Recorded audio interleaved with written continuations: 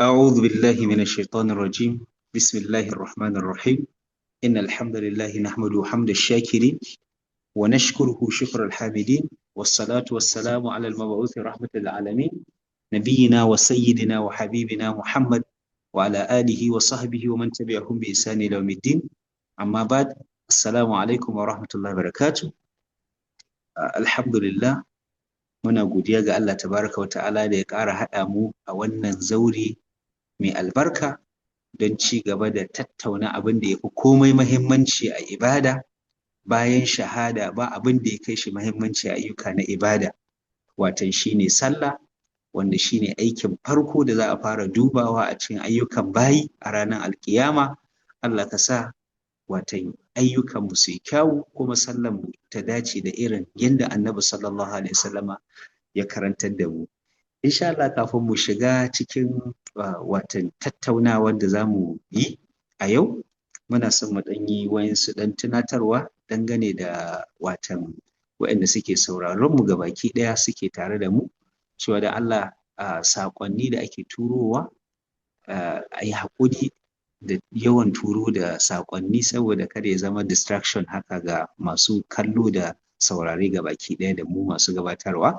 Sannan kuma abu na biyu, duk tambayoyin da ake da su aka turo, insha Allah akwai rana na musamman da aka ware saboda amsa tambayoyi, duka za mu amsa su, saboda haka kada a damu in ba ji an amsa tambayoyi da aka yi ba. insha Allah ya samu dace, Allah kuma ya taimake mu, ya agaje mu. A jiya in ba manta ba, yan uwa, mun fara tattauna watan rukunnan sallah ko kuma sharuɗa tukuna da muka tattauna a gurguje saboda lokaci. Kaɗan bari mu ɗan bitan kaɗan daga ciki, domin a yau sai mu shiga kuma wata rukunan sallah.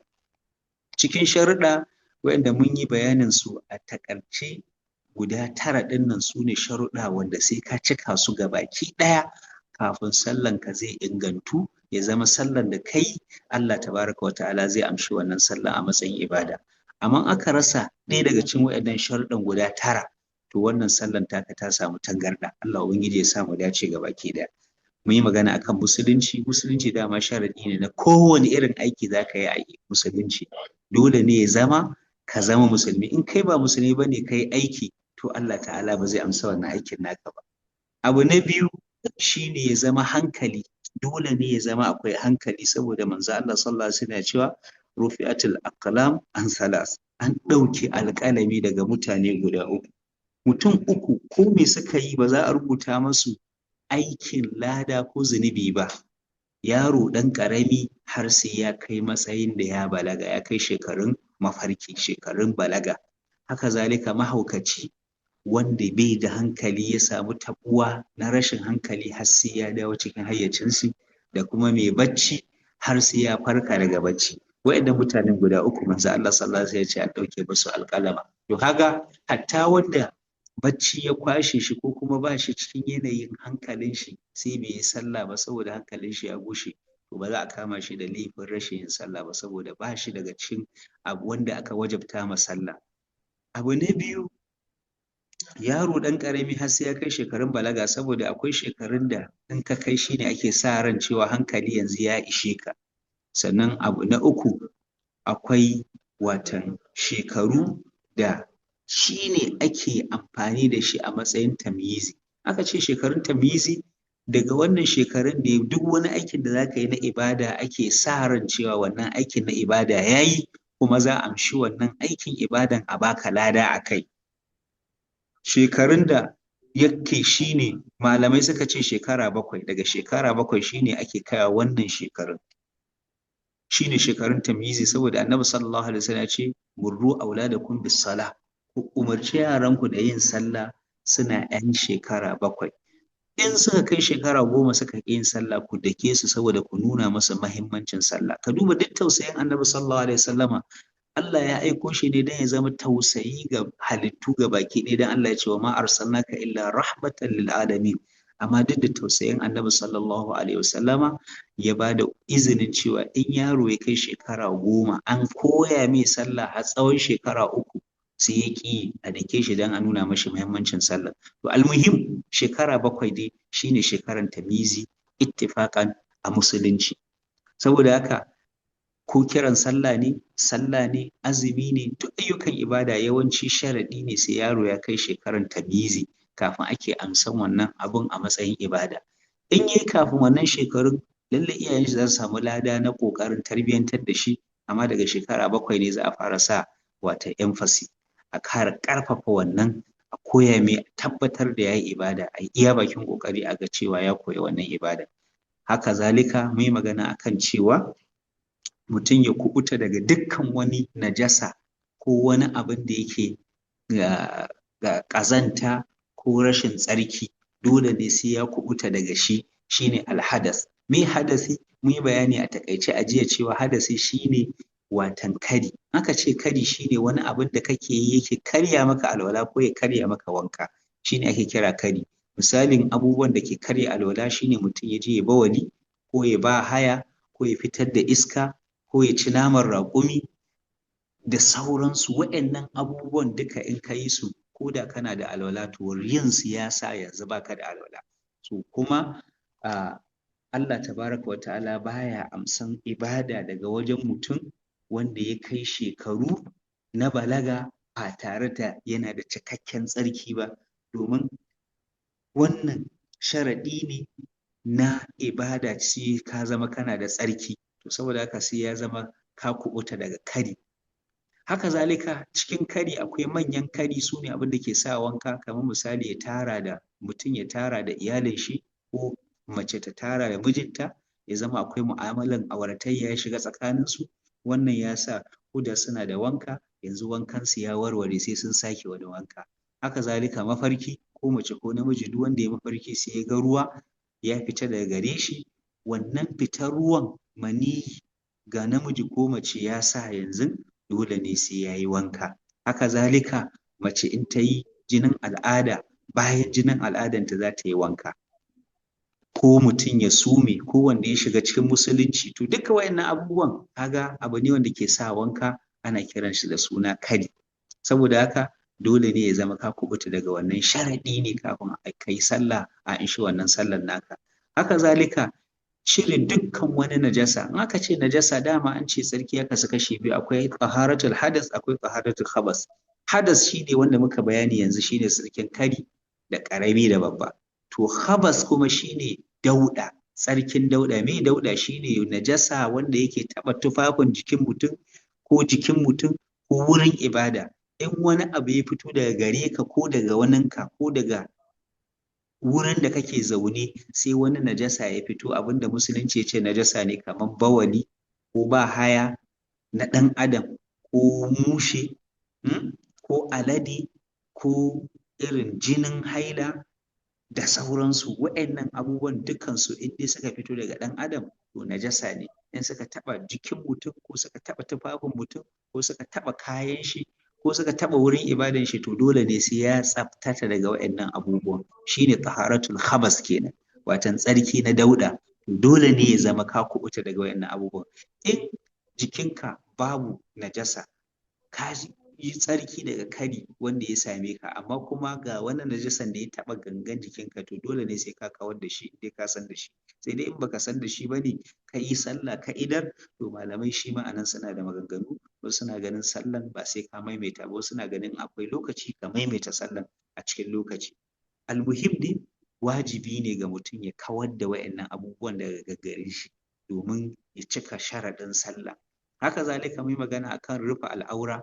Dole ne mutum ya rufe al'auran shi. Jiya mu yi magana akan al'auran namiji, watan shine malamai sun yi bayani akan menene al'auran namiji. Sun ce tsakanin cibiyan shi da cinyan shi shine al'auran, daga gwiwan shi zuwa cibiyan shi, wannan shine asalin babban al'aura. Amma a sallah kuma dole ne sai ya rufe gangan jikin shi gabaki ɗaya, tun daga kafaɗan shi har zuwa ƙasan gwiwan shi.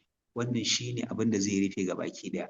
Dan manzon Allah sallallahu alaihi wasallam ya ce kada wani daga cikin ku yi sallah a cikin tufafi guda ɗaya, tufafin da zai rufe ƙasan jikin shi bai rufe saman jikin shi ba. A wani hadisi manzon Allah ya ce kada wani ya yi sallah ba tare da a kafaɗan shi akwai wani abin da ya rufe mashi kafaɗan shi ba. Ita kuma mace fa menene al'auranta?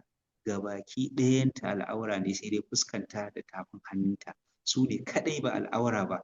kenan in za ta yi sallah dole ne sai ta rufe wa'annan wuraren.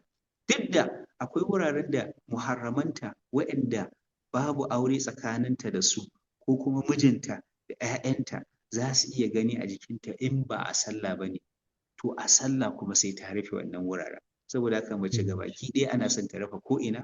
Malamai ma sun tattauna akan shin ƙafafuwan mace diga-diganta al'aura ne ko ba al'aura ba ne, kuma dole ne ta rufe shi a sallah ko ba dole ba ne.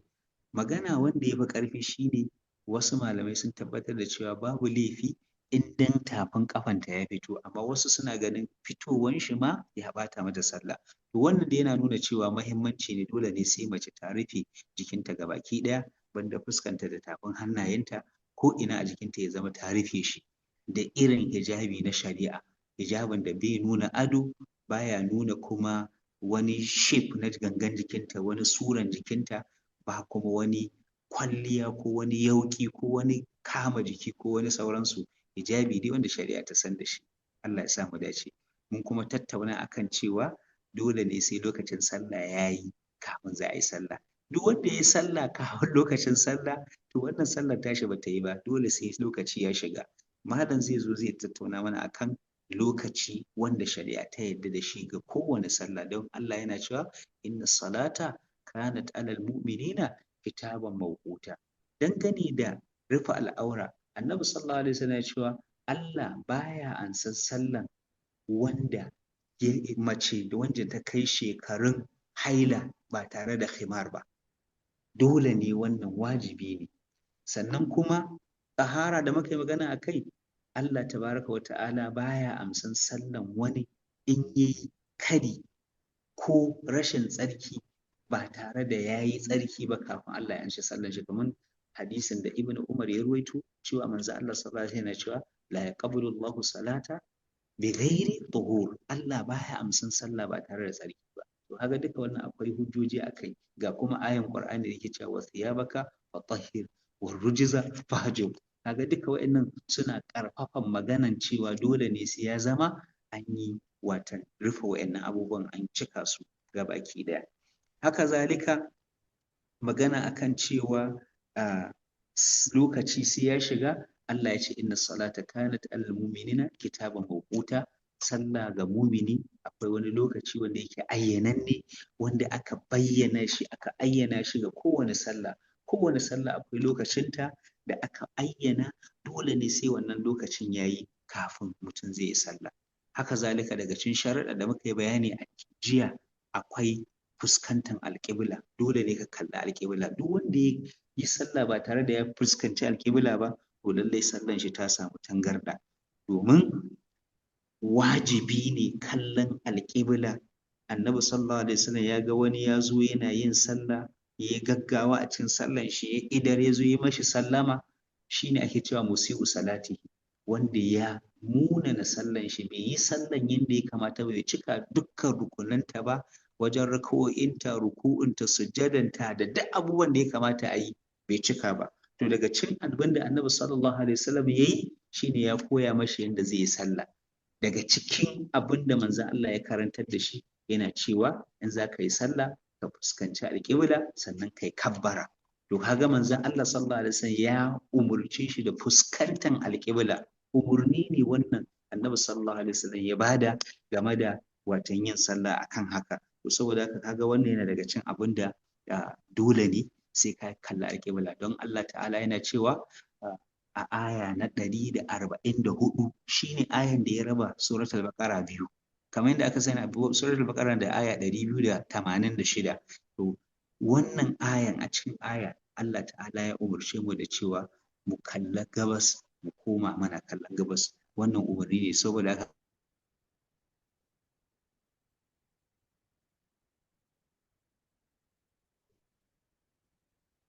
sa'iril amal bi hassalahu wal fasadu lil amal. Niyya shine sharadin kowane irin aiki. Babu wani aikin da zaka yi ba tare da niyya ba Allah ya amsa. Dole ne sai ka ayyana wace sallah ce zaka yi. Wannan yana daga cikin abubuwan da muka tattauna jiya.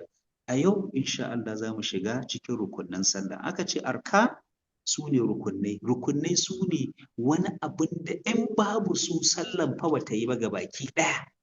In har ka rasa ɗaya daga cikin waɗannan rukunan guda 14 da za mu tattauna a kansu, to gabaki ɗaya sallan mutum bata yi ba.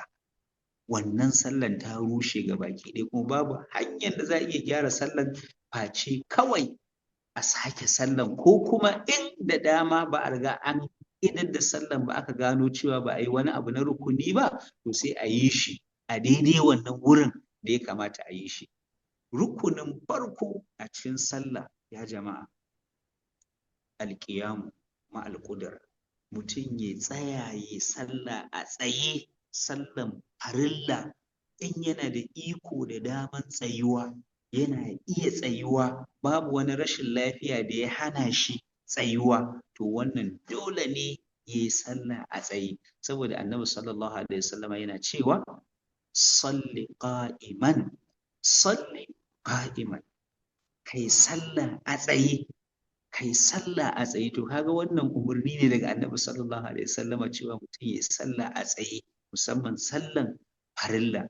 Domin Allah tabaraka wa ta'ala ya riga ya gaya mana a cikin suratul baqara, Allah yana cewa a cikin suratul baqara, wa qumu lillahi qanitin, Allah yana cewa hafizu ala salawati was salatil wusta wa qumu lillahi qanitin. To wannan umarni ne Allah tabaraka wa ta'ala ya bada cewa ai tsaya ai sallah a tsaye. To wannan malamai sun yi bayani akan cewa dole ne mutum ya tsaya ya yi sallah in yana da iko da daman tsayuwa, babu wani rashin lafiya da zai hana shi iya tsayuwa. In akwai wani rashin lafiya da zai iya hana mutum tsayuwa, to wannan kam za a mashi uzuri. Amma in babu rashin lafiya, to dole ne ya zama a tsaye ne ya yi sallah. In ba zai iya yin sallan a tsaye ba saboda wani lalura na rashin lafiya, to a nan ne shari'a sai ta ce fa in lam tastati fa qa'idan, kamar yadda manzo Allah ya ce in ba za ka iya yin sallah a tsaye ba, to ka yi a zaune. To kaga sai da aka ce in ba za ka iya ba, to kaga sharaɗi ne, sai in ba za ka iya yi a tsaye ba ne sannan za ka yi a zaune.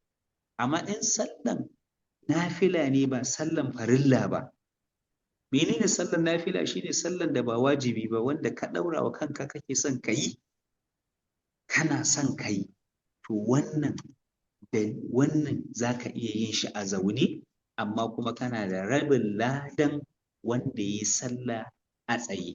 Domin annabi sallallahu alaihi wasallam ya ce salli qa'iman fa in lam tastati fa qa'idan fa in lam tastati fa ala janbin. Manzo Allah sallallahu alaihi wasallam ya cewa kai sallah a tsaye, in ba za ka iya a tsaye ba, to kai a zaune.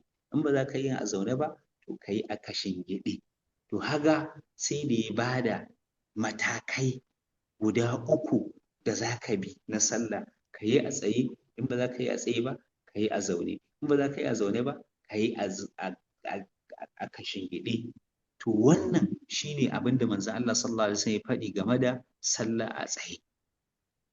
Sallan nafila shine aka ba da dama, saboda wani ya tambayi annabi sallallahu alaihi wasallama game da hukuncin sallah a tsaye, sai manzo Allah ya ce, ya tambaye shi ne, ya Rasulullah, shin zan iya yin sallan nafila a zaune? Menene hukuncin sallan nafila a zaune? Wannan hadisi na Umran bin Hussein ya tambaye cewa wani ya tambayi annabi sallallahu alaihi wasallama game da mutum ya yi sallah a zaune, me hukuncin haka? Sai annabi sallallahu alaihi wasallam ya ce, in salla qa'iman fa huwa afdal. Idan mutum ya yi sallah a tsaye, to ya fi falala, ya fi lada. Wa man salla qa'idan, duk wanda ya salla a zaune, falahu nisfu ajril qa'imi, yana da rabin ladan wanda ya a tsaye. Wa man salla na'iman, falahu nisfu ajril qa'imi, duk wanda ya salla a kwance, to yana da rabin ladan wanda ya a zaune. To kaga wannan game da sallan nafila ne, ba sallan farilla ba.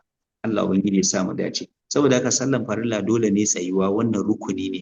Wanda zai iya tsayuwa sai ya ki tsayawa ya zauna, to wannan sallan shi ya rasa rukuni ɗaya daga cikin rukunin sallah, wanda kuma ya rushe. Dole ne ya tashi ya miƙe. Ko da ko yana da wani laluran da zai hana shi yin sujjada, ko da yana da wani laluran zai iya hana shi yin ruku'u, in dai laluran ba zai iya hana shi tsayuwa ba, to dole ne tsayuwan yayi. In ya zo da ruku'u ko sujjada, sai ya yi abin da aka ba shi dama na yi ishara ko ya sunkuyar da kanshi ƙasa kaɗan da sauransu. Amma wannan tsayuwan wannan farilla ne, rukuni ne, ya fi ƙarfin ma farilla, rukuni. Aka ce rukuni shine abin da kuke kira pillars ko rukunai, su ne pillars da turanci. Saboda haka Allah ya ubangiji ya sa mu dace. Wannan shine watan rukuni na farko daga cikin rukunin sallah, wanda kuma za ga wasu suna sakaci da hakan. Allah ya sa mu dace. Rukuni na biyu daga cikin rukunin sallah shine takbiratul ihram. Me takbiratul ihram? Shine kabbaran harama, kabbaran da ake buɗe sallah da ita. Wannan rukuni ne. Duk wanda ya zo ya fara sallah sai bai buɗe sallan da takbiratul ihram ba, to ya rasa rukuni ɗaya daga cikin rukunin sallah. Dan Annabi sallallahu alaihi wasallam miftahu salah at-tahur, mabuɗin sallah, abin da yake mabuɗin sallah shine tsarki. Dole ne sai mutum ya yi tsarki kafin ya zai yi sallah.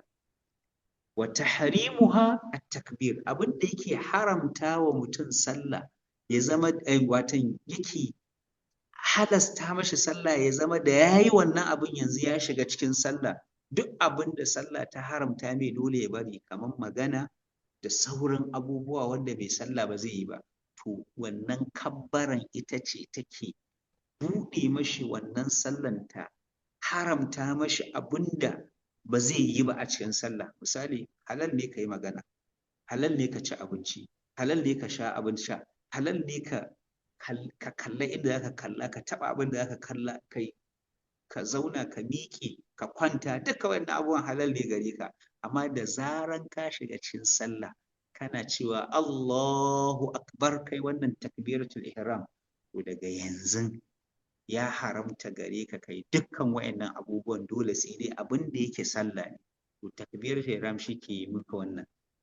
Kuma ba a amfani da wani lafazi da ya wuce Allahu akbar. Wasu malamai sun kawo, za ka iya cewa Allahu azim, Allahu kaza, duka dai wannan gaskiya ba daidai ba ne. Abin da yake daidai na gaskiya shine dole ne ka ce Allahu akbar, sannan kuma da larabci ne za ka faɗi, da larabci ake faɗi, ba da wani yare ba.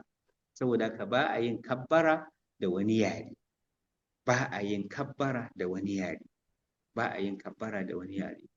Waɗansu malamai sun halasta cewa za ka yi cewa Allahul akbar, amma dai maganan gaskiya shi ne ka tsaya akan abin da Annabi sallallahu alaihi wasallam ya yi.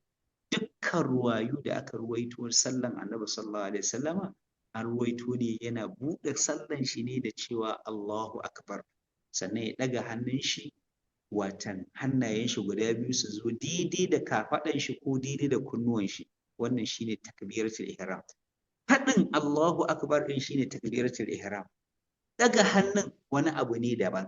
Saboda haka da mutum zai zo ya tsaya zai yi sallah, sai ya tsaya daidai yadda ake tsayuwa na sallah, sai ya ce Allahu akbar ba tare da ya ɗaga hannu ba, to wannan yayi takbiratul ihram, ya fara sallah, ya shigar da shi sallah.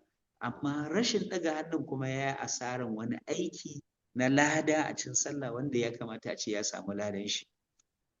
Saboda haka wannan faɗin Allahu akbar shine takbiratul ihram, kuma yana daga cikin rukunin sallah, kamar yadda Annabi sallallahu alaihi wasallam ya gaya ma mutumin da yake munana sallan shi. Manzo Allah ya ce idza qumta ila salah fakabbir. Kaga umarnin farkon da Annabi sallallahu alaihi wasallam ya mashi bayan ya ce ka fuskanci alƙibla, sai ya ce idza qumta ila salah fakabbir, kai kabbara. Kaga wannan umarni ne, kuma a ƙa'ida na shari'a al'amru ya qatadil wujub. Duk sanda Allah ko Annabi sallallahu alaihi wasallam ba da umarni, to wajibi ne abu umarnin Allah da manzo, sai in akwai wani dalilin da ke nuna cewa wannan umarnin ba ta wajibi bane, mustahabbi. Saboda haka dole ne a lura da wannan.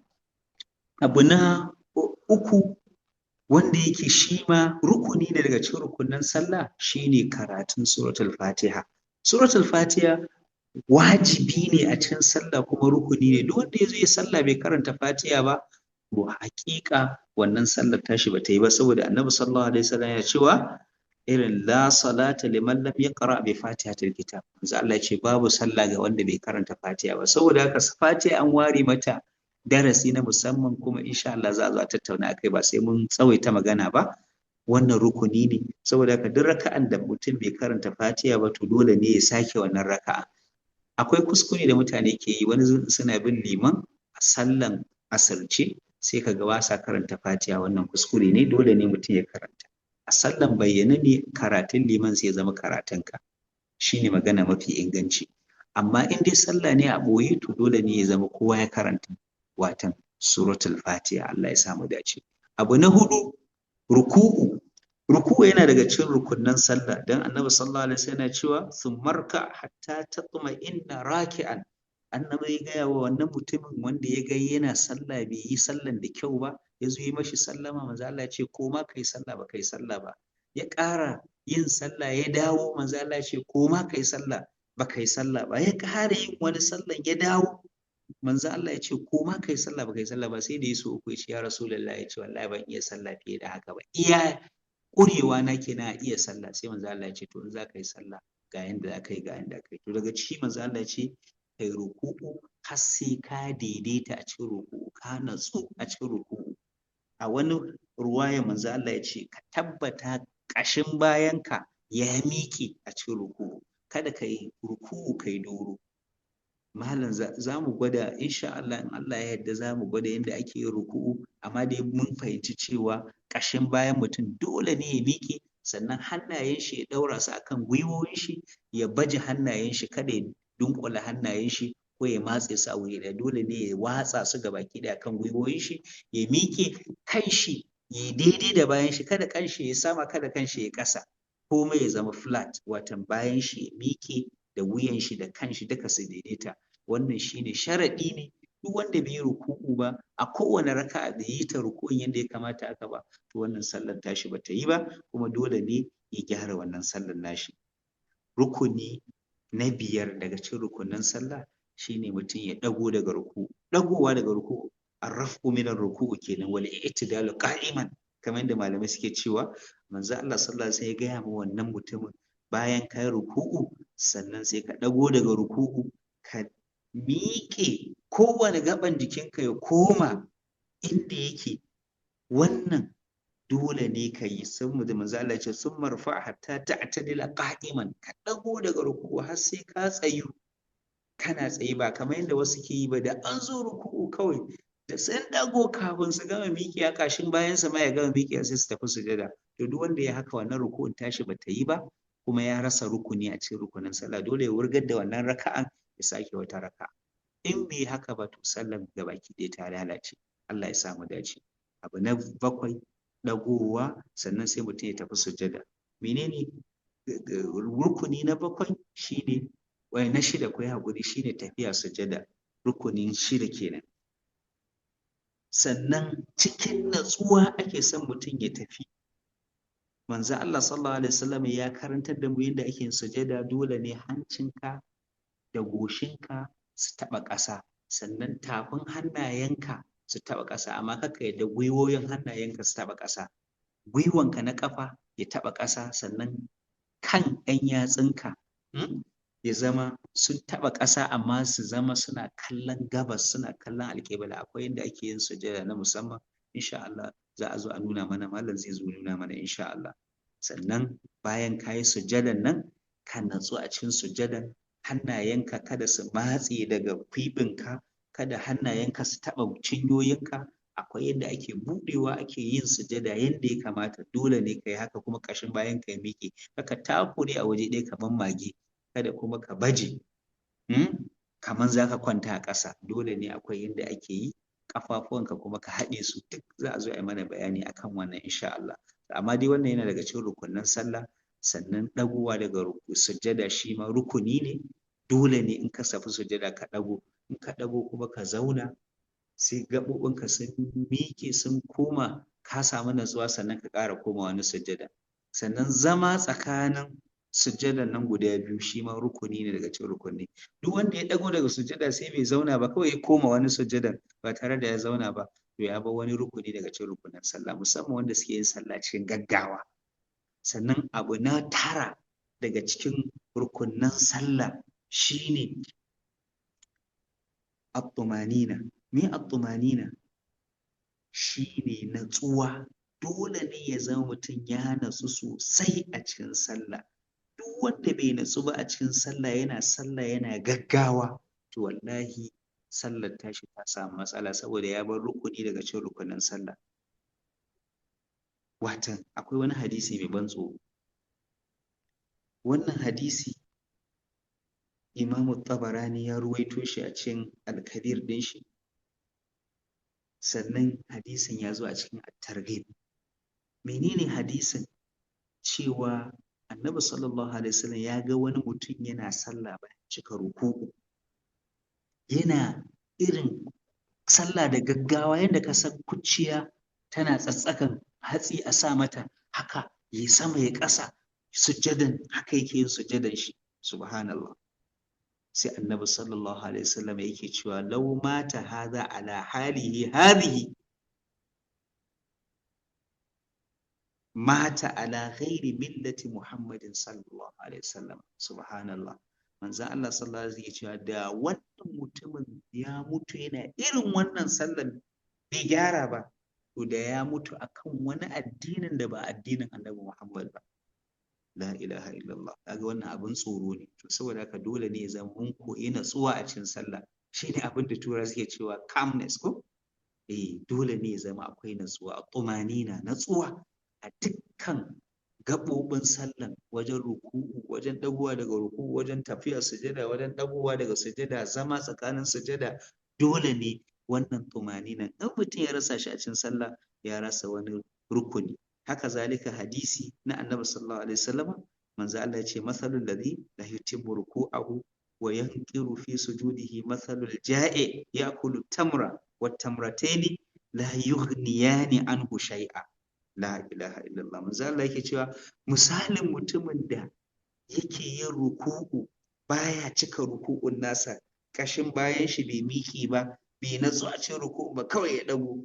Haka zalika in ya tafi sujada da ya dosa na goshi a ƙasa kawai sai ya dago. To sai manzo Allah ya ce kaman misalin mai jin yunwa ne, mutum yana mugun jin yunwa, a kaddara a ce kai kwana ɗaya ko biyu baka ci abinci ba, kana mutukar jin yunwa, sai ka ci dabino ƙwara ɗaya ko dabino biyu. Shin akwai wani abin da wannan dabinon ƙwara ɗaya ko biyu zai wadatar da kai daga jin yunwan nan? To haka wannan sallan ba ta da amfani gare ka, subhanallah. Allah ya sauwaƙe, Allah ya kare mu. Saboda haka wannan yana daga cikin rukuni. Abu na gaba shine mutum ya yi kowane aikin sallan a jere yanda aka jera. Dole ne ka fara tsayuwa, sannan ka tafi ruku'u, sannan ka ɗago daga ruku'u, sannan ka tafi sujada, sannan ka ɗago daga sujada, ka zauna tsakanin sujada, ka ƙara koma wani sujadan, haka har ka gama sallah. In ka gabatar da wani aiki akan wani aiki, rashin tartibi, rashin jera ayyukan yadda suke, to akwai matsala, ka rasa wani rukuni daga cikin rukunin sallah. Abu na 11 shine tashahhud na ƙarshe, tahiyan ƙarshe. Wannan farilla ne, dole ne, rukuni ne daga cikin rukunin sallah, wanda dole ne sai mutum ya yi. In bai zauna ya yi wannan tahiyan ba, akwai matsala. Akwai kuma sigan tahiya wanda ya zo daga Annabi sallallahu alaihi wasallam. Duka dai za mu zo insha Allah za a karantar da su. Daga ƙarshe za mu nuna yadda ake yin tahiya, amma wanda ya fi inganta shine tahiyatu lillahi was salawatu wat tayyibat, assalamu ala nabi, haka zaka faɗi. Dan wanda ya karantar da tahiya ya ce sanda manzo Allah yake raye suna ce assalamu alayka ayyuhan nabi, amma bayan barin manzo Allah duniya sai suka koma suna ce assalamu ala nabi. Haka dai sai ka faɗi wannan lafazin. Za mu zo insha Allah za mu nuna yadda tahiya yake. Allah ya sa mu dace. Tahiya rukuni ne, tahiyan ƙarshe na musamman, na ƙarshe. Duk wanda ya sallah bai tahiyan ƙarshe ba, to ya bar rukuni kuma sallar tashi ta samu masa. Abu na 12, zama saboda yin wannan tahiyan. Zama don yin tahiyan. In baka zauna ka yi tahiyan ba, muƙaddara a ce mutum ya zo ya yi tahiyan amma ba a zaune ba, sai ya tashi sai ya tsaya a tsaye tahiya. Wannan ba ta yi ba, dole ne sai ka zauna. A zaune za ka yi tahiyan. Shi ne zama saboda wannan tahiyan. Abu na 13 wanda shi ma rukuni daga cikin rukunan sallah shine salati ga Annabi sallallahu alaihi wasallam. Menene dalili akan haka? Annabi sallallahu alaihi wasallam ya ga wani mutum ya yi sallah, a cikin sallar nashi kawai ya gaggawa, bai gode wa Allah ba, bai salati ga manzon Allah sallallahu alaihi wasallam ba, kawai ya juya ya tafi. Sai manzon Allah ya ce ajjala hada, wannan yayi gaggawa. Sai Annabi sallallahu alaihi wasallam ya kira shi sai manzo Allah ya ce mashi da dukkan waɗanda suke kama da shi a irin aiki, manzo Allah yake cewa idza salla ahadukum falyabda bi tamjidi rabbih wa thana alayhi wa yusalli ala nabi thumma yad'u bima sha'a. Manzo Allah ya ce duk wanda zai salla a cikin ku, duk wanda ya zo sallah to ya fara da godiya ga Allah, shine ya tahiyya, at-tahiyyatu lillahi was-salawatu wat-tayyibat har zuwa ƙarshe, sannan kuma ya salati ga Annabi sallallahu alaihi wasallama, sannan ya addu'a da duk abin da ya ga dama, ya roƙi tsari daga abubuwa guda hudu, ya kuma yi addu'o'i bayan yayi haka. Manzo Allah ya karantar da shi, to wannan sai ya zama wannan dole ne, kuma Annabi sallallahu alaihi wasallam ya riga ya ce sallu kama ra'aytumuni usalli. Abu na ƙarshe na 14 na ƙarshe shine mutum ya ce assalamu alaikum. Wannan faɗin sallama ɗin nan rukuni ne, duk wanda ya sallah bai sallama ba to sallan shi ta samu matsala. Saboda haka waɗannan su ne rukunai guda 14. A yi haƙuri mun dan tsawaita bayani a kansu, amma saboda muhimmancin su ne, kuma su ne abubuwan da idan mutum bai yi ba, ko ɗaya daga cikin su ne bai yi ba, ko bai yi su da kyau ba, to sallan gabaki ɗaya fa ta samu matsala, sallan ta rushe. Allah ya sauke.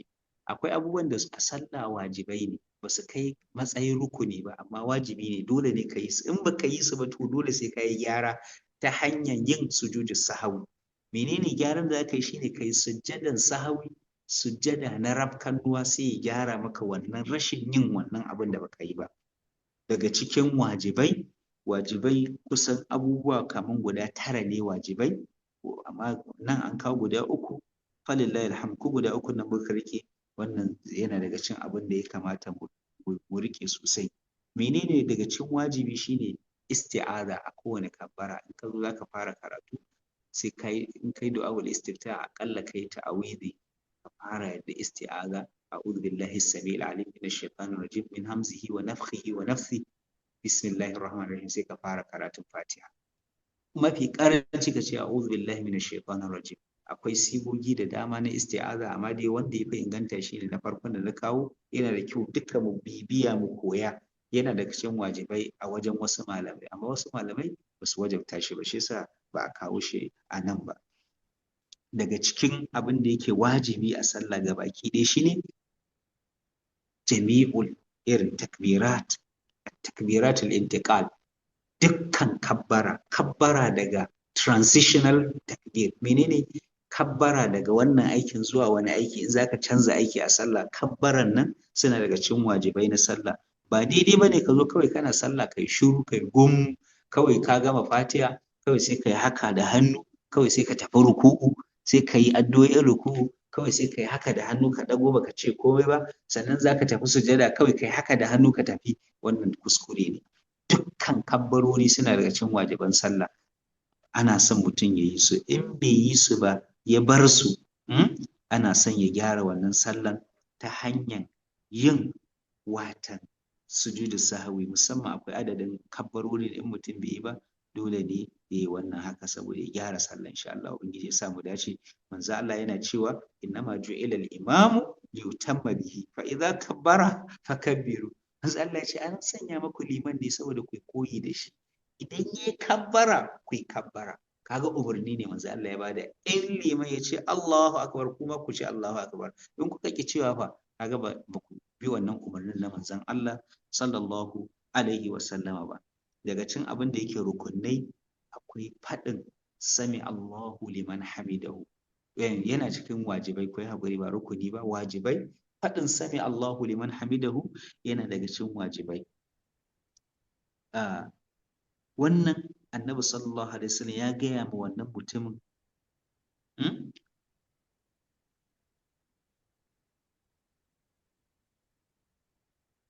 manzo Allah sallallahu alaihi wasallam ya yi umarni da cewa a ce sami Allahu liman hamidahu a cikin sallah, domin duk wanda bai faɗi haka ba to ya watan saba wannan umarnin na manzon Allah sallallahu alaihi wasallam. Dole ne mutum ya ce sami Allahu liman hamidahu, haka manzo Allah yake yi. Sannan kuma in ya faɗi haka sai ya ce rabbana walakal hamd, in shi kaɗai ke sallah. Amma in kana tare da sallah ne da liman a cikin sallah, manzo Allah ya ce idza qala al-imamu sami Allahu liman faqulu rabbana walakal hamd. a lokacin da liman ya ce sami Allahu liman hamidahu a cikin sallah to kuma mu sai ku ce rabbana wa lakal hamd. Akwai babi na musamman da Imam Bukhari ya bude na falalan fadin rabbana wa lakal hamd, duk wanda fadin shi ya dace da na mala'iku to za a gafarta mishi da abin da ya gabata na zunuban shi. Amma in kai kaɗai kake sallah to kaga duka ka haɗa biyun kenan, sami Allahu liman hamidahu rabbana wa lakal hamd. Wannan ayyukan guda biyu suna tafiya ne tare, musamman in kana sallah kai kaɗai a matsayin kai kaɗai ko kuma kai ne limami. Wa'anda suke mamu in ka ce sami Allahu liman hamidahu suka ce rabbana wa lakal hamdu kaɗai to haka yayi. Wasu malamai ma suna ganin cewa su ma su ce sami Allahu liman hamidahu sannan su ce rabbana wa lakal hamd, shi ma yana daga cikin abin da ake son mutum ya yi a cikin sallah. Shi yasa aka kawo mana su daga cikin abubuwan da suke wajibai a cikin sallah wanda ba a kawo nan ba. Yana daga cikin irin tasbihi na ruku'u da tasbihi na sujada, faɗin sami'a subhana rabbiyal azim a cikin ruku'u, subhana rabbiyal a'la a cikin sujada. Wani yana daga cikin, duk da wasu malamai suna ganin ko da ba faɗi ba ba a yi laifi ba, kuma sallah bata samu tangarɗa ba. Allah ubangiji ya samu dace. Saboda haka wa'annan abubuwan da dai da malam ya kawo mana yana daga cikin wajibai.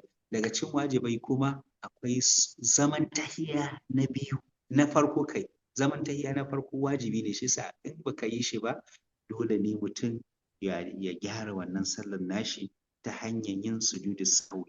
In bai yi ba zai yi sujudu sahwi domin ya gyara wannan sallar. Allah ya sa mu dace. A takaice kenan wajibai, sai kuma lokutan sallah. Wannan lokutan sallah yana da muhimmanci kamar yadda muka yi bayani a jiya. Malam zai mana bayani akan lokutan sallah.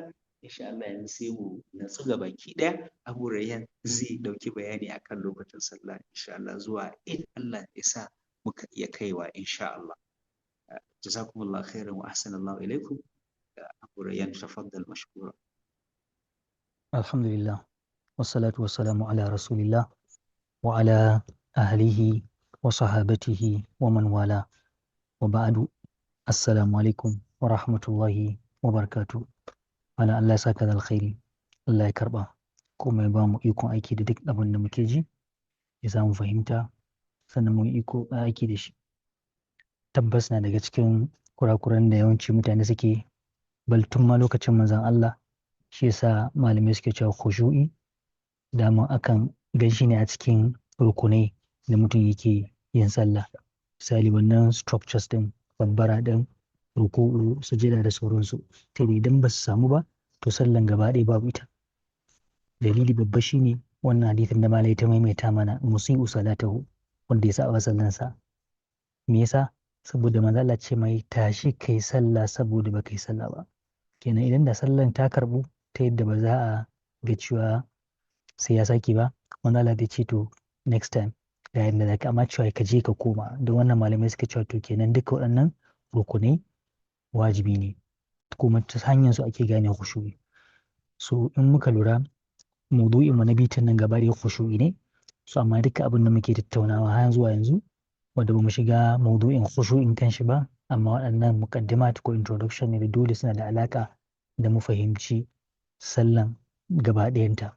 Da wasu na daga cikin abin da yake da alaka da sallah lokacin sallah, kamar yadda Allah madaukaki yake faɗa, yake ce aqimis salata liduluki shamsi ila ghasaqil layli wa qur'an al-fajr inna qur'an al-fajr kana mashhuda.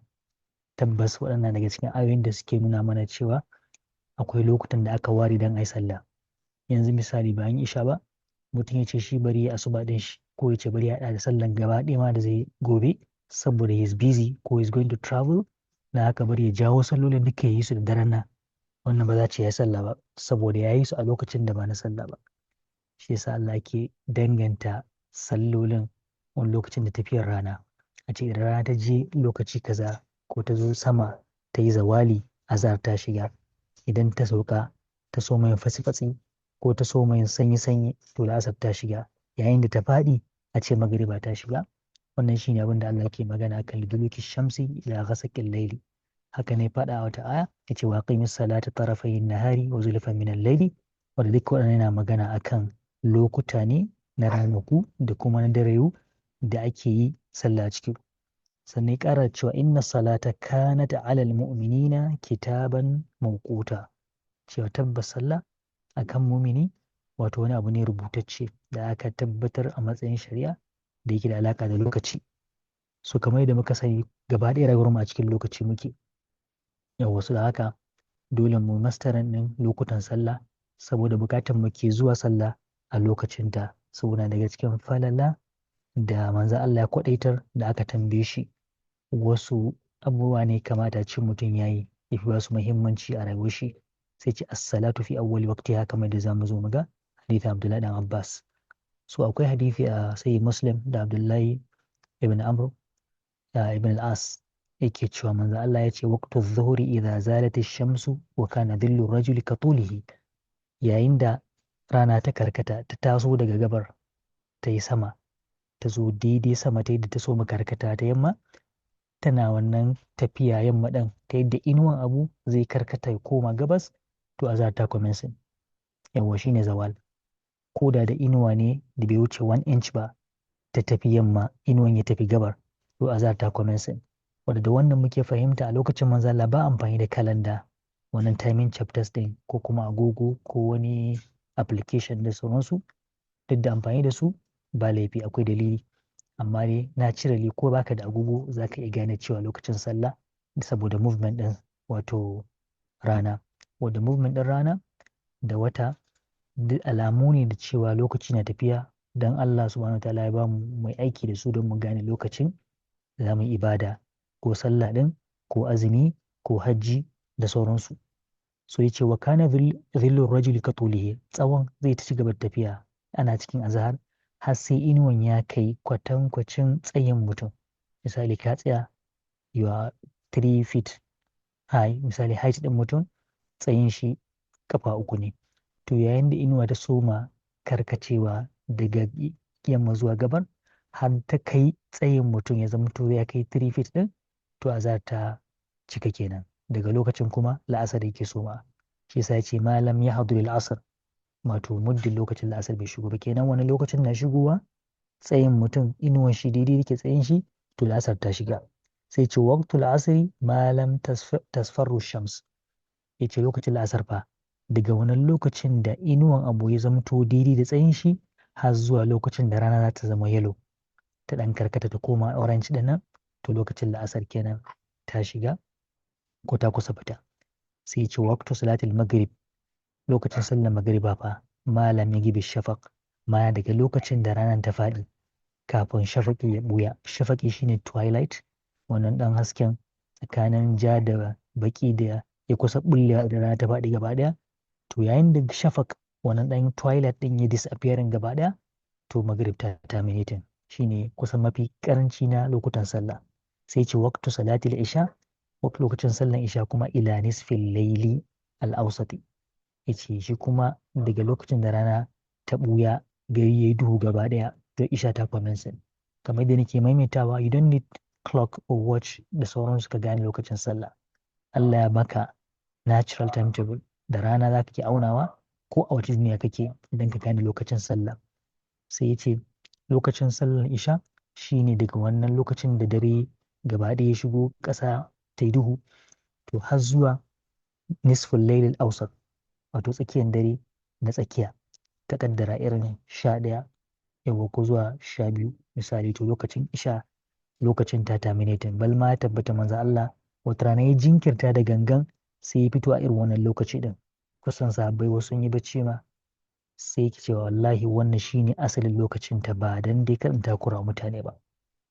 To don haka ba laifi ake yin ta idan ta shiga, amma za mu zo mai magana akan choosing time da kuma wato laruri time, lokacin da aka ce shi ne ya soma commencing ya shiga, da kuma lokacin da za ka iya sallah ko da ya dan wuce saboda larura. Yace waqtu salati subhi min tulu'il fajri ma lam tatli ash-shams, yace su sallan asuba shine lokacin da rana ta leko alfijir kenan, fitowar rana nake kawo wannan hasken da ake ce mishi alfijir daga gabar, to idan ta leko din garin ya dan dauke haske ta gabar din nan, to lokacin asuba ya commencing har zuwa lokacin da rana za ta fito gaba ɗayanta, tana gama fitowa to lokacin sallan asuba shi ma ya ƙare, sai dai mutum ya a matsayin larura. Abdullahi dan Abbas yake cewa wata rana ammani Jibril, manzo Allah yake faɗa indal baitil marrataini, wato yayin da manzo Allah ya dawo daga fadar Allah aka bashi sallah, sai Jibril ya kawo mai ziyara the following din ya koya mai lokutan sallah. Mun sani cewa a can ba gwada mai da wani lokaci zai sallah ba, kuma kamar yadda na mai tunawa a can fadan Allah subhanahu wataala babu rana, kenan ba a amfani da lokaci kamar yadda ake amfani a lokaci a duniya, saboda lokacin duniya da alaka da rana. Shi yasa muke kwatanta irin wani hadisan da manzo Allah ke cewa misali tsakanin sama da farko zuwa ta biyu ko biyu zuwa ta uku har zuwa na ƙarshe tafiyan shekara 500 ne. Balma Allah yake nuna cewa ranar tashin kiyama wuni ɗaya ka shekaru 50,000 ne, saboda a lokacin ba da rana ake kwatanta lokaci ba, is beyond sun, ya wuce maganar lissafin rana, wanda wannan wani lissafi ne na musamman. Amma dai saboda a nuna mana a matsayin shari'a, Allah sai ya turo mala'ika Jibril ya zo ya samu manzon Allah yana Makka wurin Ka'aba, sai ya limance shi ya ce amma Jibril, wato Jibril ya limance ni inda albaiti marratayn har sau biyu, fa salla bi adh-dhuhra hina zalat ash-shams, sai ya limance ni sallar azhar yayin da rana ta karkata ta soma barin inuwanta ta hanyar tafiya gabar, wato daga yamma. Yace wa salla bi al-asra hina kana dhillu shay mithlahu, hakanan sallar la'asar ya sallaci ta, wato ya limance ni har zuwa lokacin da kwatankwacin inuwan abu ya kai tsawon shi. Yace wa salla bi al-maghriba hina athara as-sa'im, yace lokacin da zo lokacin magriba kuma shine lokacin da mai buɗe baki azumi ke buɗe baki, wato rana ta faɗi wanda shine lokacin buɗe baki kenan. You don't need to use your time or your watch or your application, ka lura kawai rana tana faɗuwa kaga ba ƙwallon gaba ɗaya, to lokacin shan azumi yayi. Yace wa salla bi al-isha, yace yayin da kuma ya limance ni sallar isha hina ghaba shafaq, shine lokacin da ash-shafaq twilight ya disappear gaba ɗaya. Yace wa salla bi al-fajr hina haruma at-ta'amu ala as-sa'imi, lokacin da kuma ya sallaci sallar asuba shine lokacin da aka haramta ma mai sahur ya daina ci abinci, lokacin da aka ce idan alfijir ya fito kamar da Allah ke faɗa a Bakara, to sai ya daina cin abinci, to lokacin ne limance ni sallar asuba. Thumma salla fi al-yawm ath-thani adh-dhuhra hina kana dhillu shay'in mithlahu, sai ya zamto lokacin da ya zo a rana ta biyu. Abin mamaki da abin sha'awa shine malaika Jibril ya zo yana mashi wato waqtu al-mukhtar da waqtu ad-daruri, lokacin da ya zamto shine na farko da aka fi so, da kuma lokacin da idan larura ta zamu zaka iya sallah. To da ya tashi zuwa rana na biyu din, tunda ya ce marrataini, wato sau biyu ya limance shi, sai ya jinkirta sallar azhar sai da la'asar ta shigo sannan ya zo ya limance shi. Hakanan da ya tashi zuwa lokacin la'asar sai da magariba ta kusa shiga sai ya zo shi, hakanan lokacin magariba sai da isha'i ta kusa shiga sai ya zo shi. Da ya gama wannan sallan gaba ɗaya daga ƙarshe sai ya ce al-waqtu ma baina hadaini al-waqtaini, yace to lokacin sallah na kowace da na zo ne tsakankanin wannan lokuta biyun ne, wato na jiya da kuma na yau, kenan zaka iya sallah duka a wannan lokaci din. Misali daga sallar azhar lokacin da aka samu zawali har zuwa lokacin da la'asar za ta commence, duka waɗannan kana da dama da zaka iya sallanka. Wannan hadisi na da muhimmanci saboda shine asalin wato guide dangane da lokacin sallah a musulunci. Sannan kamar da na ce Abdullahi ibn Abbas wata rana yake cewa an tambayi manzo Allah ayyul a'mali afdal, wani aiki ne yafi kyau, yafi falala, yafi lada, aka fi so a musulunci? Kai tsaye manzo Allah ya amsa yace as-salatu ala waqtiha, yace kai sallah a lokacinta, ma'ana lokacin da ta commence at its due time, tana commencing ana kiran sallah ya gaggawa ka je ka. Yawwa shine Allah ke faɗa cewa sabiqu ila maghfiratin min rabbikum, ku yi gaggawa. Yawwa wal yatanafasul mutanafisun, ake rushing, ake competing dan a samu dacewa da wannan falala din.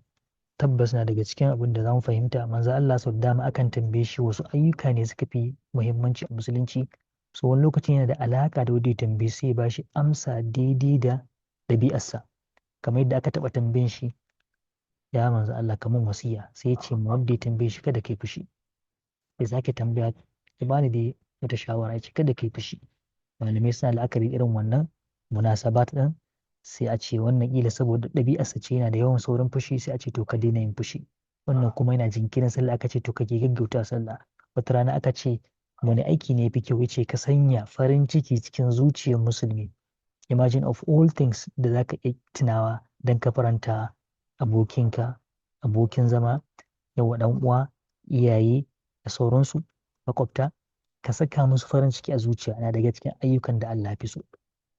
Don haka kuma akwai ayyukan da kuma tabbas Allah baya son su, da haka yakan iya ma'azabtar da bawa a ciki, musamman da suke da alaka da sallah, kamar da makaranta jiya Mus'ab dan Sa'ad ibn Abi Waqqas yake mamaki dangane da faɗin Allah fa wailul lil musallin alladhina hum an salatihim sahun, wato waɗanda suke gafala ba sa mai da hankali a sallah yadda ya dace. So mun ji dai wannan a jiya insha Allah. Sannan wata aya da Allah yake fa Qur'ani ke cewa fa khalafa min ba'dihim khalfun adaa'us salata wattaba'ush shahawat, yace fa sawfa yalqawna ghayya, yana magana akan mutanen da suka wato ya sadda imani da bin aiki na kwarai. Yace Allah subhanahu wataala da ya basu ya kawo wasu bayan su, yace adaa'us salata, wasu daga cikin su suna wulakanta sallah, suna tozarta ta. Me yasa suke haka? Wattaba'ush shahawat, kuma suna bibiyan shahawansu. Yace fa sawfa yalqawna ghayya, yace da sannu za su haɗu da abin da zai halaka su. Sai Allah ya ce illa man taba wa amana wa amila salihan fa ulaika yadkhulul jannata wa la yuzlamuna shay'a. Sharadi ne idan mutum ya tuba kuma ya kyautata, to tabbas Allah ma zai dawo ya saurare shi kuma ya bashi dama. Bal ma wani hadisi za ma a sa wani mala'ika ne ke albishir ke cewa ma kuma wani murna ya yi sulhu da Allah subhanahu wataala. So yana da kyau mu gane muhimmancin tuba, duk laifin da kake, duk girman shi, musamman ga Ramadan tana tasowa, ka sa niyya ko ki sa niyya cewa zaki daina wannan abun, tabbas Allah subhanahu wataala zai bude wato kofar shi ta tuba kuma ya karbi ba a matsayin wanda ya dawo zuwa gare shi. Dangane da munafikai fa, kamar yadda je muka yi magana, su ma dai idan za su zo sallah suna zuwa suna jan kafa cikin kasala, sannan sukan yi ne don su burge mutane ba don Allah subhanahu wataala suke ba, kuma sukan zo da jinkiri, wanda shi ne siffan da Allah cewa zai masu azaba da wannan. Hakanan waɗanda akan sa su a wuta saboda sun ƙi zuwa su yi sallah a lokaci da kuma yadda ya kamata. Shi yasa Allah ke ba mu labari ke cewa ma salakakum fi saqar, idan aka tambaye su shin menene shigar da ku wutan as-saqar. As-saqar na daga cikin sunayen wuta. Yace qalu lam naku minal musallin, kai tsaye suke cewa ba mu kasance masu sallah ba. Lam naku minal musallin, mun kasance ba ma sallah. Wa lam naku nut'imul miskin, sannan ba ma ciyar da misaki. Wa kunna nakhudu ma'al kha'idin, sannan mukan cakuɗe ɗeniya da waɗanda suke wato yaudaran Allah ko yaudaran bayan Allah. Ce wa kunna nukadhibu yawmiddin, kuma mun kasance muna ƙaryata ranar tashin kiyama, hatta atana al-yaqin, har sai da mutuwa ta zo mana. Wato wannan abin da yake tabbas idan muka ganshi mun san cewa duk abin da aka ja mana hankali, aka ja mana kunne, aka yi gaskiya ne. Allah ka tsare mu, kada ka sanya mu daga cikin wanda za mu yi nadama ake tambayan mu ya shigar da mu wuta. Allah ka sanya mu daga cikin wanda za mu yi alfahari da irin wannan ilimin da muke ɗauka kuma muke aiki da shi. Allah ka ba mu. Manzo Allah sallallahu alaihi wasallam a cikin sahihi yake cewa lalle ya gani a cikin baccin shi, ya ce marra ala rajulin muttaji'un, ya wuce, mun sani lokacin da manzo Allah ya je Isra'i da Mi'raji, an zaga da shi, an mai tawa, an zaga da shi, ya ga aljanna, ya ga wuta. Akwai irin wannan hadisai daban-daban, wasu ma cewa suke a mafarki ne aka zaga da shi ga irin wannan abubuwa din. Akwai waɗanda suke tunanin hatta Isra'i da Mi'raji din ma a mafarki ne, wanda amma ba shi bane ra'ayi ko kuma magana tafi inganci. Tabbas manzo Allah ya ji shi fadan Allah ya qazatan a farke.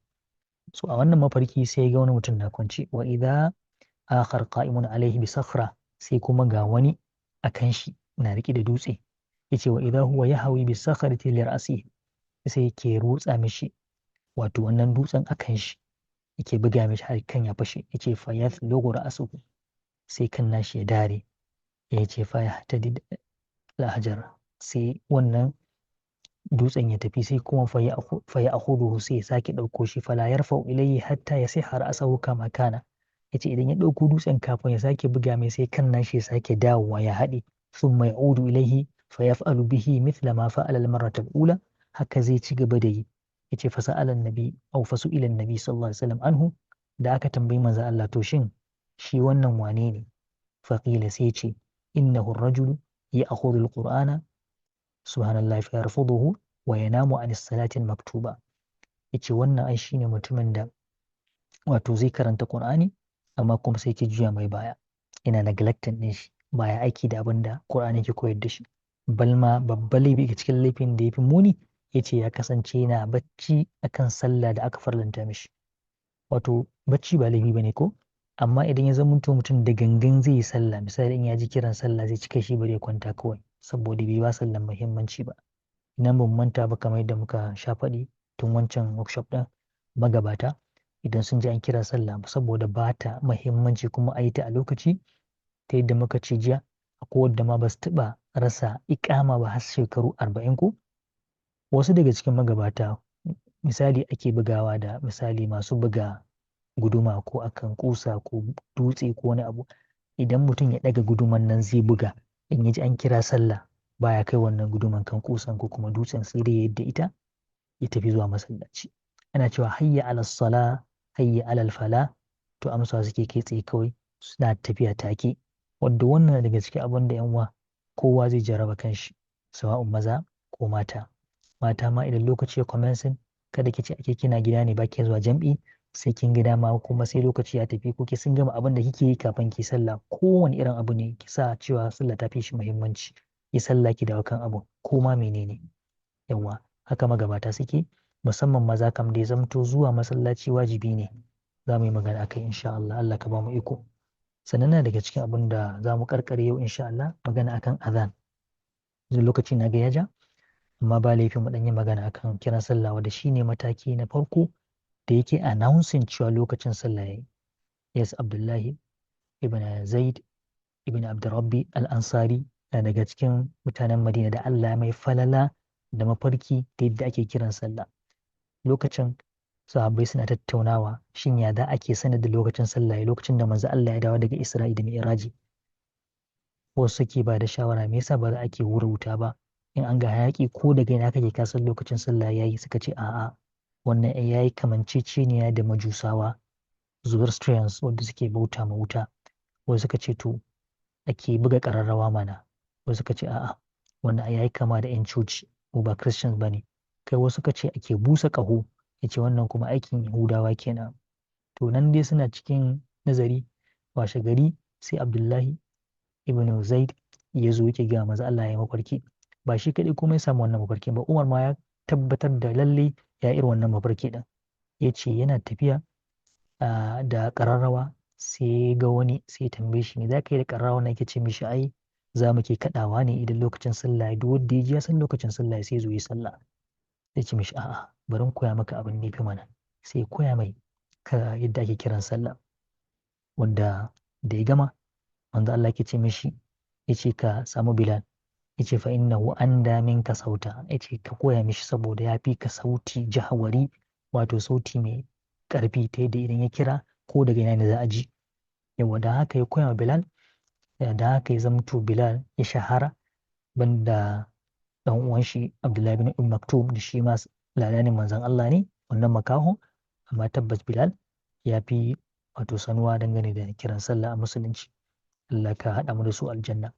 Tabbas azan na daga cikin abubuwan da wajibi ne a matsayin al'umma gaba da idan za a yi sallah a sanar da cewa lokaci yayi. Mata a gida su sani, mara lafiyan da zai fitowa ba shi ma ya san cewa lokacin sallah ya commencing da sauransu. Wanda ma yake wani aiki ya sani ya zo yi sallah. So fardu kifaya ce kira, abin da ake kira da fardu kifaya, wato communal obligation, ta yadda duka al'umma hakki ne akan su kira sallah. Ta yadda idan ɗaya ya kira to sauran are relieved, ya zamto haƙƙin ko wajibcin ya sauka a kansu gaba ɗaya. Amma idan da gaba ɗaya musulmi a ce ba za a kira sallah ba, to Allah zai kama gaba da al'umma da laifi. Kamar sallan janaza, ita ma fardu kifaya ce. Dole idan musulmi ya mutu, ko da fasiki ne, a samu wasu misali da ba mutanen kwarai ba su mai sallah ko su je su binne shi. Wannan haƙƙi ne, fardu kifaya kenan.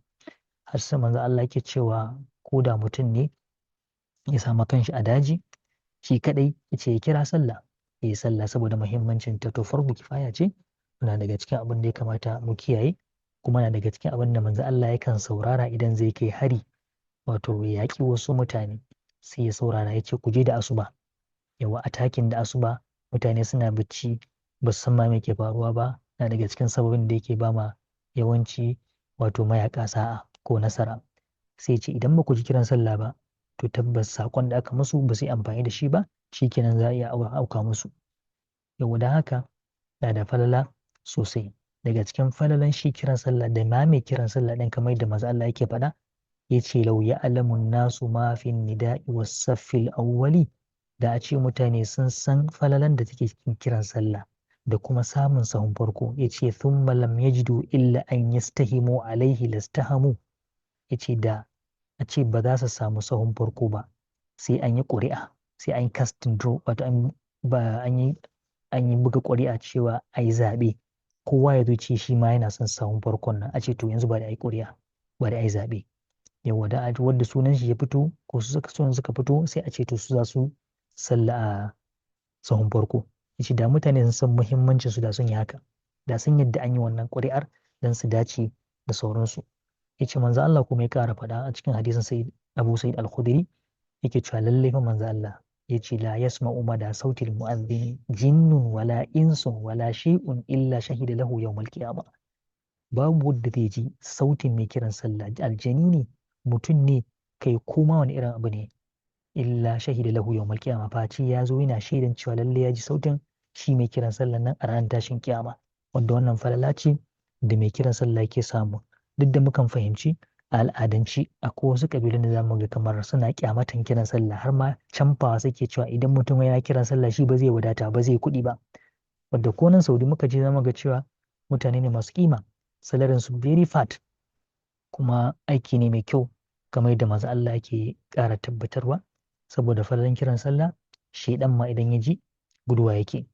Na daga cikin abin da yawanci nake respond idan nemi misali a bada shawara dangane da ruqiya ko mutum yana zargin cewa akwai shaidanu tattare da shi ko wani nashi, of course kiran sallah tana daga cikin abin da yake dispelling shaidan. Wannan hadisin shine dalili. Manzo Allah yake cewa idza nudiya lis salati adbara ash-shaytan wa lahu durat hatta la yasma at-ta'dhin. Idan an kira sallah shaidan gudu yake, ya juya da baya, yana gudu yana tusa saboda kada ji kiran sallah, amma fa ana gamawa zai dawo, ya ci gaba da instigating, ya ci gaba da damun mutane. Haka ne yanzu an tada iƙama sai sake guduwa, ana gamawa sai dawo, saboda iƙama ma wata nau'i ne na ta'azim, wato na kiran sallah din. Da haka na daga cikin addu'o'in da ake yi na ruqiya dan ake koran shaidan. Banda ayoyi na ruqiya, bal ma Qur'ani gaba ɗaya kanshi ashifa ne. Yawa wasu da dama ba san wannan ba, amma yana da muhimmanci mu dan tsokaci akai cewa idan mutum na fama da mara lafiyan da is possessed, mata akwai jinnu, akwai masu da sauransu, kowace aya daga cikin Qur'ani magana ce ta Allah, za ta yi tasiri musamman idan niyyar mutum ya inganta, ya sa ikhlasi, ya yi alwala, ya sa Allah a ran shi da tawakkali da yaƙini, ya karanta kowace aya za ta yi tasiri. Kiran sallah ma daga cikin abin da akan iya amfani da shi a wannan gaba insha Allah ta'ala. Duk da akwai ayoyin da sun tabbata daga manzo Allah, wasu lokutan malamai sun yi istinbadi ko ijtihadi suka ce akwai ayoyin ruqiya, dukansu ba laifi bane, amma kowace aya da yaƙini da tawakkali za ta yi tasirin da kowane aya zai yi insha Allah. Mu'azzin zai zo a ranar tashin kiyama, wato mai kiran sallah. Manzo Allah yake cewa al-mu'azzinuna atwalun nasi a'naqan yawmal qiyama. Masu kiran sallah za su zo ranar tashin kiyama da sun fi kowa tsayi, wato wuyansu ya zankali ya yi sama, ana hango su daga ko'ina, wanda wannan alama ce ta karramawa. Imagine a ce you are standing out, ana kallon kai ko daga ina ana hango ka, musamman a ranar tashin kiyama da Allah ke ba da labari inna zalzalata sa'ati shay'un azim, ko abu ne babba rana ta yadda ana shiga wani ɗimuwa, wanda Allah ke magana cewa ga mutane suna kamar suna tafiya a maye a buge. Wallahi ba mu ai bane, Allah ke cewa kawai azaba ce ta wannan rana din. To a wannan ranar sai ga sun fita ta musamman, kamar yadda muka magana ko za mu ƙara magana, a ranar akwai da su kuma al'arshi Allah zai musu inuwa da ita, ƙarƙashin inuwar arshin Allah subhanahu wata'ala za su shiga. Allah ka sanya mu daga ciki. Mu zo mu ji su wane ne. Sannan magana na sahun farko da muke magana, tabbas manzo Allah ya ƙara cewa inna Allah wa mala'ikatahu yusalluna ala sufufil mutaqaddima aw muqaddima. Yace manzo Allah yace lalle Allah da mala'ikunsa yusalluna, suna salati. Salati anan ana nufin addu'a da neman gafara. Wato Allah idan ya ma bawa salati kamar yadda yake cewa inna Allah yusalli ko kuma Allah yana ma annabi salati kamar yadda muka sani muke yi ranar juma'a muke yawaita, to salatin Allah akan annabi yabo ne, salatin mala'iku kuma akan bayi su kuma addu'a ce, nema musu istighfari. To Allah da mala'ikunsa suna ma mutanen da suke sahun farko addu'a. Wal mu'azzinuna yughfaru lahu madda sautihi, shi kuma mu'azzin wato duk abin da ya ji sautin shi za a gafarta mishi dalilin wannan abu. Ya ce wai saddiquhu kullu rabbin wa yabisin, haka nan babu wani abu busasshe ne ko ɗanye ne, jikakke ne ko wanda ya bushe ne sai ya mun shida a ranar tashin kiyama. Na da kyau ba laifi wani lokacin ake competing don dacewa da irin wannan abubuwa dan kwarai da gaske. Hadisi na kusa da ƙarshe da ke ƙara nuna mana muhimmancin wato kiran sallah. Manzo Allah yake cewa kamar da Zaid dan Arqam yake cewa yace idza azzana al-mu'adhdhin fa sallu ala nabi sallallahu alaihi wasallam, idan mu'azzin mai kiran sallah ya kira sallah kuma annabi salati, fa innahu man salla alayya salatan, domin duk wanda ya salati kwaya ɗaya a kaina sallallahu alaihi ashra, Allah yakan mai salati 10. Thumma salullaha liyal wasilata, sannan ku roƙa min Allah alwasila.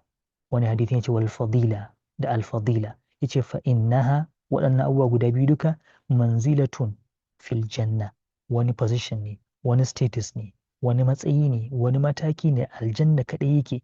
Yace la tambaghi li abdin min ibadillah, da bata cancanta ga kowa ba sai wani bawa daga cikin bayin Allah.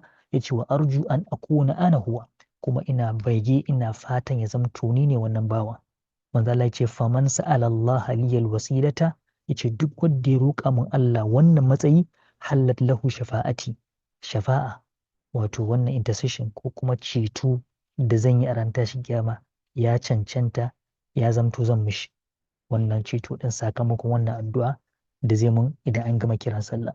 Da daga cikin kuskuren da dama na domin mutane ba sa yi, mun san yawanci addu'an da ake bayan kiran sallah Allahumma rabba hadhihi da'wati tamma, amma kafin ita ake so kai salatin annabi, salatin ibrahimiyya, Allahumma salli ala Muhammad wa ala ali Muhammad kama sallaita ala Ibrahim, har zuwa dai karshe kamar da muka sani.